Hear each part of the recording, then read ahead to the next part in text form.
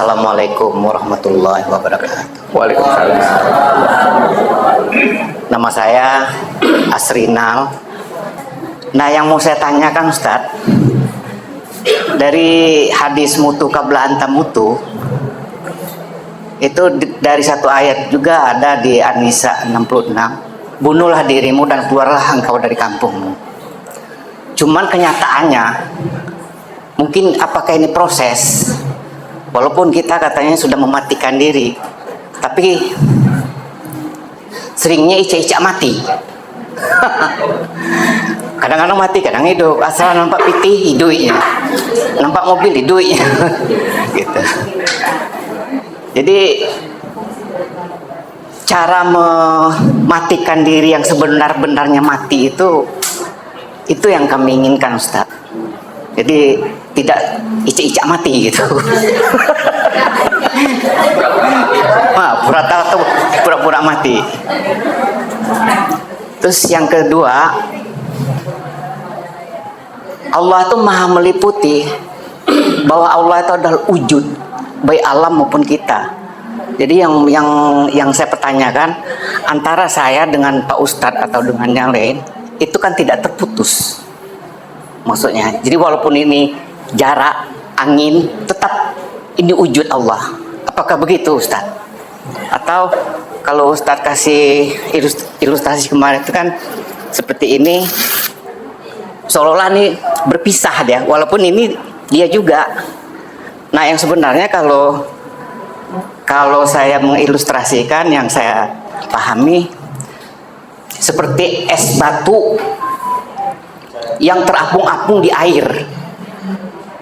Apakah seperti itu? Jadi antara es dengan yang es lain itu tidak terpisah, tidak ada batas. Itu maksud saya. Terima kasih. Assalamualaikum warahmatullahi wabarakatuh. Waalaikumsalam warahmatullahi wabarakatuh. Alhamdulillah. Ini satu-satu dulu Pak, biar cepat supaya tidak terputus dia. Baik Bapak Ibu, bagaimana cara proses mematikan diri? Ustaz mau sampaikan dulu secara makna hakikat. Ini hakikat nih, Ustaz pastikan Bapak Ibu tidak akan pernah bisa mematikan dan mempanahkan diri, ya, karena mempanahkan dan mematikan diri itu kehendak dan maunya Allah. Lalu kalau kita tak bisa mematikan dan mempanahkan diri, Allah yang bisa berkehendak mempanahkan dan mematikan diri. Lalu untuk apa kita memahami, belajar mematikan diri seperti yang diajar oleh Nabi? Nah, ini adalah ilmu, metode, cara mematikan diri itu dalam pandangan hakikat mata hati. Ini yang disebut namanya dengan tarki.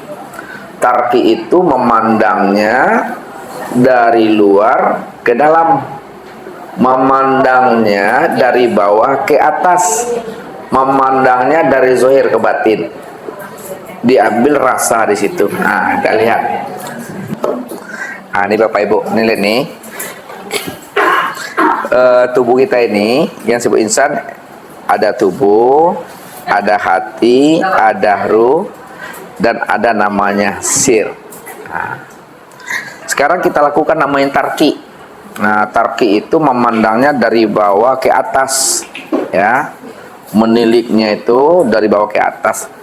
Cara meniliknya, cara memandangnya itu dengan rasa kita mengambilnya. Pandang dengan mata zahir, tanggapi dengan mata hati. Nah, lihat. Nyatanya gerak tubuh ini cara mempanahkannya. Nyatanya gerak perbuatan tubuh ini, ya, itu sebenarnya adalah karena nyatanya gerak hati.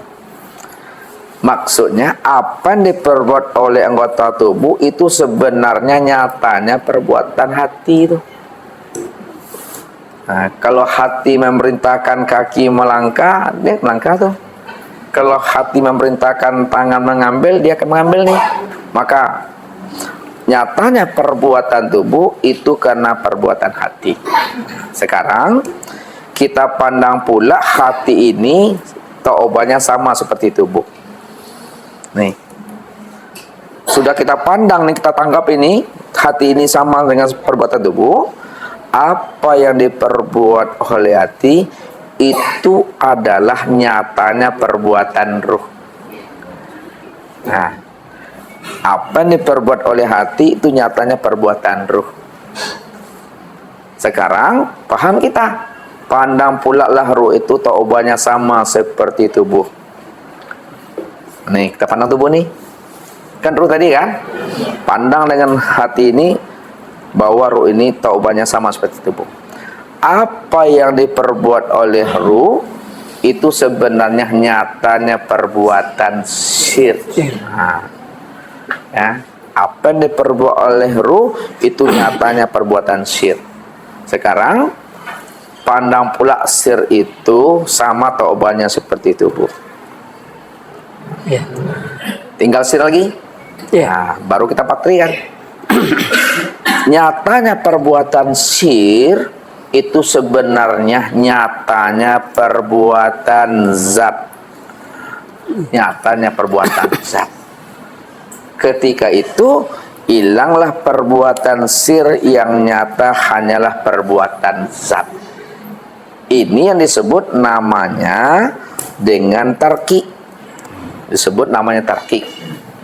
Nah, sekarang kita tanazulkan dia. Kita balikkan lagi ya, yang batin ini dizahirkan ya kembali. Nyatanya ya, kudrat irodat zat, nyatanya perbuatan zat yang bernama Allah itu kepada sir, maka kelihatanlah sir inilah yang berbuat. Nah, ini dah lenyap dah tuh. Nah, lenyap ke sini dia sebenarnya nih ya, lenyap. Nah, sekarang nyatanya perbuatan sir kepada ruh, maka kelihatanlah ruh ini yang berbuat. Nyatanya perbuatan ruh itu kepada hati, maka kelihatanlah hati inilah yang berbuat. Nyatanya perbuatan hati kepada anggota tubuh, maka kelihatanlah anggota tubuh ini yang berbuat. Kan ini nampak nih? Baru Bapak Ibu, nah patrikan kata Ustaz, patrikan itu tadi yang zahir dibatinkan, yang batin dizahirkan, pandang satu wujudnya. Apa yang diperbuat oleh tubuh, ya, apa yang diperbuat oleh tubuh, memandang, mendengar, berkata, mengetahui, bergerak, duduk, berjalan, dan diam, itu sebenarnya nyatanya perbuatan zatnya. Itulah maksudnya wallahu khalaqakum wa ma ta'malun. Terjemahnya, Allah lah yang menciptakan dirimu dan apa-apa yang diperbuat oleh manusia ini. Hakikatnya, yang menciptakan manusia inilah yang jadi manusia. Kalaulah yang menciptakan manusia itulah sebenarnya yang manusia itu, maka apa yang diperbuat oleh manusia itu sebenarnya perbuatan aku, karena akulah yang bernama manusia itu. Ini yang disebut namanya tanazul. Balik lagi ke sini. Sempurna, maka aku tuh yang memandang, aku tuh yang mendengar, aku tuh yang berkata. Bahasa itu bukan hanya sekedar diucapkan, enak didengar, enak disebut. Akan tetapi, walaupun enak disebut, enak didengar, betul-betul diitikotkan ke dalam diri kita ini, memang yang melihat itu aku yang melihat tuh. Jangan muncul lagi kesadaran diri kita itu kita yang melihat, tapi munculkanlah kesadaran Allah. Allah itu yang sadar, sesadar-sadarnya aku yang Tuhan. Karena aku yang Tuhan, maka aku yang berbuat, aku yang melihat itu. Ini yang sebut namanya tanazul. Sudah dipatrikan dia. Disitulah letaknya. Setiap pandangan itu sudah bernilai ibadah. Turut ke syariat dia. Setiap apa yang diucapkan sudah bernilai ibadah. Setiap gerak, setiap diam, setiap rasa capek itu sudah bernilai ibadah. Kenapa? Karena sebatang nih, dari ujung rambut sampai ujung kaki ini dialah, itu yang dikatakan daimun tuh. Itu yang dikatakan amal soleh yang berkekalan itu. Wal baqiyatus sholihatu khairun inda rabbika. amal soleh yang berkekalan itulah amalan yang terbaik dalam pandangan aku. Kenapa? Karena akulah yang beramal di situ. Inilah orang yang mampu merahasiakan amalnya di hadapan orang ramai. Walaupun dia menjadi imam di dalam sholat, nampak sama makmum dia yang imam, namun sebagai seorang imam dia mampu menyembunyikan dan merahasiakan amalnya di hadapan jamaahnya. Maknanya tidak ada lagi rasa keakuan dirinya yang beramal dan beribadah di situ. Itulah orang yang merahasiakan amal tuh. Makanya tidak semua ya, orang yang beramal itu mampu merahasiakan amalnya ya. Namun yang bisa merahasiakan amalnya adalah orang yang bermakrifat, tidak lagi terpandang akan dirinya yang merasa dirinya yang beramal. Itu yang Ustaz bahasakan kias. Kalau masih nampak sama Allah diri bapak ibu ini yang duduk, maka 1 jam kita duduk di sini, 1 jam dosanya tuh. 2 jam kita duduk di sini, 2 jam dosanya tuh. Kenapa? Karena Allah masih melihat diri bapak ibu yang duduk. Lalu bagaimana supaya tidak terpandang dan tidak terlihat oleh Allah bapak ibu ini yang duduk? Caranya gimana? Jangan merasa diri bapak ibu itu yang berbuat dan duduk di sini. Yeah. Yang berbuat dan duduk itu tiada lain adalah dirinya. Yeah. Ketika itu tak tampak sama Allah lagi. Kalau tak nampak sama Allah, siapa yang nampak sama Tuhan? Dirinya sendiri. Itulah khatam kaji sebenarnya tuh. Begitu tuh Pak. Nah, yang kedua, masalah contoh dan kias. Nah, contoh dan kias itu ini suatu metode untuk menghantarkan kepada kedekatan paham kita. Menghampirkan paham perlu namanya contoh dan kias. Makanya di dalam Al-Quran itu Allah mengajari manusia itu dengan kias dan perumpamaan, dan Allah mengajari hewan ternak itu dengan cambuk. Kenapa Allah mengajari manusia itu dengan kias dan perumpamaan? Karena manusia itu punya hati dan punya rasa. Ketika manusia itu punya hati dengan rasa, maka Allah menyampaikannya dengan kias supaya hati dan rasa yang ada dalam dirinya itu mampu dia ikro situ. Ini yang disebut namanya ulul albab itu. Ya, ulul albab itu orang yang memiliki pola pikir yang rosih. Rosih itu orang yang memiliki pandangan hati yang dalam dia. Mampu dia mengambil iktibar di balik setiap peristiwa yang terjadi pada dirinya. Jadi ketika Bapak Ibu sudah paham makna yang sebenarnya, lalu bagaimana Bapak Ibu punya metode dan cara untuk menghantarkan paham itu kepada kawan? Gunakanlah contoh yang sesuai dalam pandangan Bapak Ibu. Mungkin dan kira-kira contoh ini yang paling tepat bagi teman kita. Karena tidak semua contoh itu yang bisa dipakai untuk kawan kita. Makanya Ustadz selalu menggunakan bahasa itu morodif kalimatnya. Morodif kalimat itu bahasa awak itu sinonim kata. Ustaz selalu menggunakan sinonim kata, tajalli, pancaran, percikan. Dari sekian banyak kata Ustaz itu, mana yang paling sesuai dalam pandangan Bapak Ibu, paling nyaman Bapak Ibu mau pakai kalimat itu? Ada tajalli, ada kenyataan, ada pancaran, ada percikan, ada bahagian, ada serpihan. Mana yang paling nyaman Bapak Ibu menggunakan bahasa Ustaz, pakai itu. Jadi ambil bagiannya masing-masing. Ustadz begitu mencoba masuk ke dalam ruhaninya Bapak Ibu itu. Ya, kalau Bapak Ibu mengikuti pola pikir Ustadz, Bapak Ibu nggak akan pernah sanggup. Tapi Ustadz mencoba masuk ke dalam tuh. Itu. Makanya ada buku satu lagi masih dalam pengerjaan Ustadz, sudah sampai bab 55 itu. Itu betul-betul sudah Ustadz habiskan di situ penghalusan bahasanya. Betul-betul apa yang Bapak Ibu bicarakan itu udah nyata, udah jelas dah itu. Sama kita punya jeruk. Jeruk. Ini anggap jeruk. Kalau kita ingin mendapatkan nikmat dari sebuah jeruk nih, maka caranya kupas dulu kulitnya. Setelah kita kupas kulitnya, kita buka kulitnya, rupanya di dalam kulit itu letaknya isi. Yang itu Bapak Ibu. Nah, kemudian setelah dibuka kulitnya nampak isinya. Kemudian makanlah isinya. Setelah kita makan isinya tadi, jeruk tadi, rupanya di dalam isi itu, di situ letaknya rasa tuh. Setelah kita makan isinya telah dapat rasa, rupanya di dalam rasa itulah terbitnya nikmat itu sebenarnya. Jadi kuncinya untuk mendapatkan nikmat, ya, ambil rasa. Untuk mendapatkan rasa, makan isinya. Untuk makan isinya, buka dulu kulitnya. Maksudnya, siapa yang ingin liqo bermuajahah dengan Allah, hendaklah dia bersyariat lebih dahulu. Syariat itu kulitnya. Setelah buka kulit, baru nampak torikat isinya. Setelah dinikmati, dimakan isinya, baru dapat hakikat rasa itu yang sebenarnya.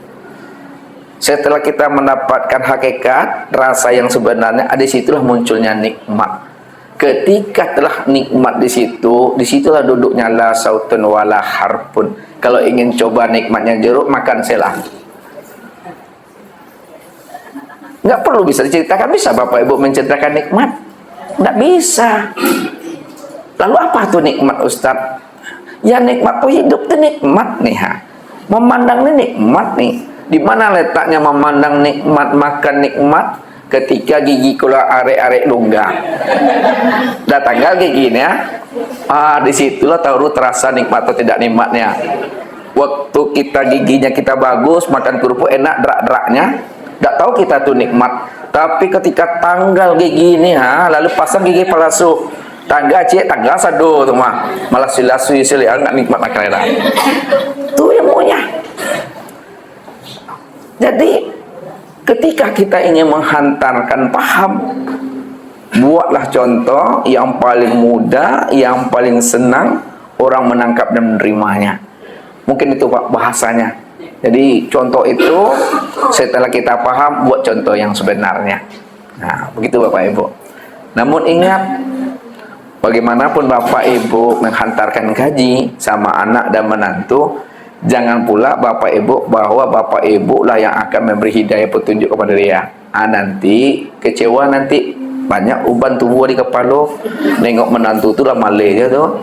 Kadang nengok wajah lah 3 gambarnya. Lalu aku masih hampir itu kiri kanan tidak bisa lalu antara. Jadi pelong aja. Ibarat limuanyui namanya di mata sangkui, situnya bermalam. Lihat, Ibu nak ngerti bahasa Ustaz ya? Itu bahasa planet.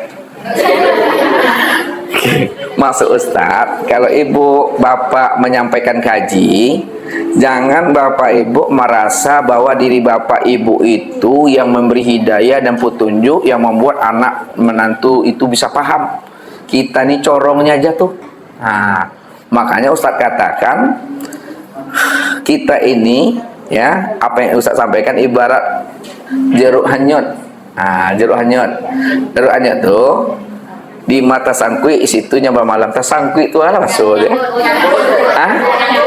Di mana dia menyangkut, situlah terhenti dia. Maksud Ustaz, lihat apa yang Ustaz sampaikan sama Bapak Ibu, jangan dipaksakan untuk memahaminya.